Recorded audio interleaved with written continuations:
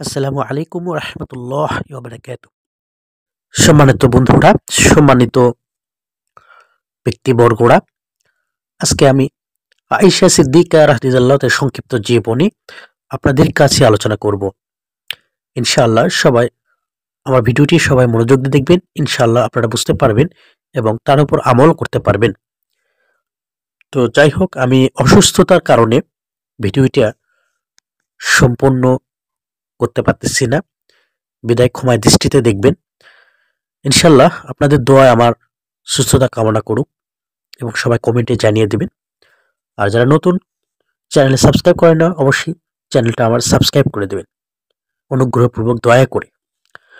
তো আপনাদের সম্পর্কে আয়েশা রাদিয়াল্লাহু তাআলার জীবনী, সংক্ষিপ্ত জীবনী, বৈবাহিক অবস্থা, কিভাবে ধর্মটা প্রচার করেছে, কিভাবে ইসলামকে আঁকড়ে ধরে রাখছে, এটা জীবনে আপনাদের মাঝে তুলে ধরবো ইনশাআল্লাহ।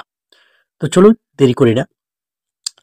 হযরত আয়েশা রাদিয়াল্লাহু তাআলা অন্যতম হাদিস বর্ণনাকারী। তিনি 2210টি হাদিস বর্ণনা করেছেন। যে কোনো বিষয়ে সাহাবাই কেরাম তার দ্বারস্থ হতেন। রাসূল পাক সাল্লাল্লাহু আলাইহি ওয়াসাল্লামের কাছ থেকে তিনি ইসলামের সম্পর্কে প্রভূত জ্ঞান অর্জন করেছিলেন। আয়েশা রাদিয়াল্লাহু তাআলা প্রতি বছর হজে যেতেন। হীরা ও সাবির পর্বতের মাঝখানে তার তাঁবু স্থাপন করা হতো। দূরদূরান্তে জ্ঞান পিপাসু সেই তাঁবুর পাশে ভিড় জমাতেন। তিনি তাদের যে কোনো ধরনের প্রশ্ন করতে উৎসাহ দিতেন। শুধু নারীদেরই নয়, পুরুষদেরও তিনি শিক্ষা দিতেন। আবু মুসা আশআরী রাদিয়াল্লাহু তাআলা বলেন, যখনই কোনো হাদিস নিয়ে আমাদের সমস্যা হতো, আয়েশা রাদিয়াল্লাহু জিজ্ঞাসা করলে আমরা তার সমাধান পেয়ে যেতাম। তিনি ইতিহাস ও সাহিত্যের জ্ঞানার্জনের জন্য পরিচালন তার বাবার কাছ থেকে। চিকিৎসা শাস্ত্রের জ্ঞান লাভ করেন বিভিন্ন অঞ্চল থেকে রাসূল পাক সাল্লাল্লাহু আলাইহি ওয়াসাল্লাম দরবারে আসা আরব গোত্রের প্রতিনিধি দলের কাছ থেকে। হযরত আয়েশা সিদ্দিকা রাদিয়াল্লাহু তাআলাকে বিয়ে করার আগে রাসূল পাক সাল্লাল্লাহু আলাইহি ওয়াসাল্লাম সুসংবাদ পেয়েছিলেন। একদিন তিনি স্বপ্নে দেখেন একজন ফেরেশতা এক খণ্ড রেশমি কাপড় কিছু একটা মুড়ে এনে বলল, এ আপনার স্ত্রী। রাসূল পাক সাল্লাল্লাহু আলাইহি ওয়াসাল্লাম সেটি খুলে দেখলেন তার মধ্যে আয়েশা রাদিয়াল্লাহু তাআলা। একবার আয়েশা রাদিয়াল্লাহু তাআলাকে রাসূল পাক সাল্লাল্লাহু আলাইহি ওয়াসাল্লাম সফর সঙ্গী ছিলেন। চলার পথে রাসূল পাক সাল্লাল্লাহু আলাইহি ওয়াসাল্লাম কে বললেন, এসো আমরা দৌড় পূজিত করি, প্রতিযোগিতা জয়ী হন। আয়েশা রাদিয়াল্লাহু তাআলা এর কিছুদিন আবার তারা দুজন দৌড় প্রতিযোগিতা করেন। সেদিন রাসূল পাক সাল্লাল্লাহু আলাইহি ওয়াসাল্লাম জয়ী হন। রাসূল পাক সাল্লাল্লাহু আলাইহি ওয়াসাল্লাম মজা করে বললেন, এটা হলো ওই দিনের প্রতিশোধ। আবু দাউদ। আয়েশা রাদিয়াল্লাহু তাআলার গায়ের রং ছিল সাদা ও লালের মিশ্রণে, তাই তাকে হুমায়রা নামে সম্বোধন করা হতো।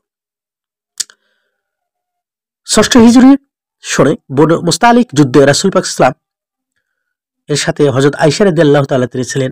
যুদ্ধ থেকে ফেরার পথে তার গলার হাড় হারিয়ে যায়। হারানো হাড় খুঁজতে গিয়ে তিনি কাফেলা থেকে পিছনে পড়ে যান। ফিরতে দেরি হয়ে যায়। এই সুযোগে মুনাফিকরা তার বিরুদ্ধে অপবাদ রটনা করল। এতে তিনি চরম মানসিক বিপর্যয়ের সম্মুখীন হন। তার জীবনী একেবারে বিষণ্ণ হয়ে ওঠে, কিন্তু তিনি ধৈর্য হারাননি। আল্লাহর উপর আস্থা রেখে অটল ছিলেন। এ সময় রাসূল পাক সাল্লাল্লাহু আলাইহি ওয়াসাল্লাম যে কোনো সিদ্ধান্ত পৌঁছাতে পারেননি।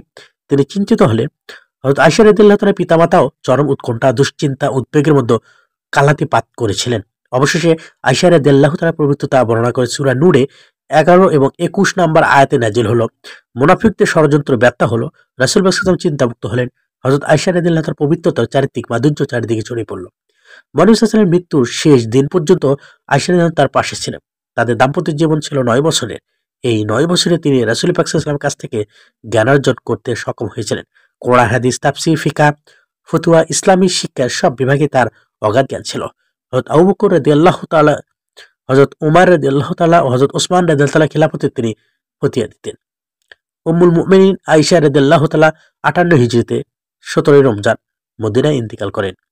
জান্নাতুল বাকি কবরস্থানে তাকে দাফন করা হয়। ভালো বন্ধুরা, আমার এই ভিডিওটা যদি ভালো লাগে আপনারা অবশ্যই কমেন্ট করে পাশে থাকবেন। আর আপনাদের মাঝে বিদায় নিচ্ছি।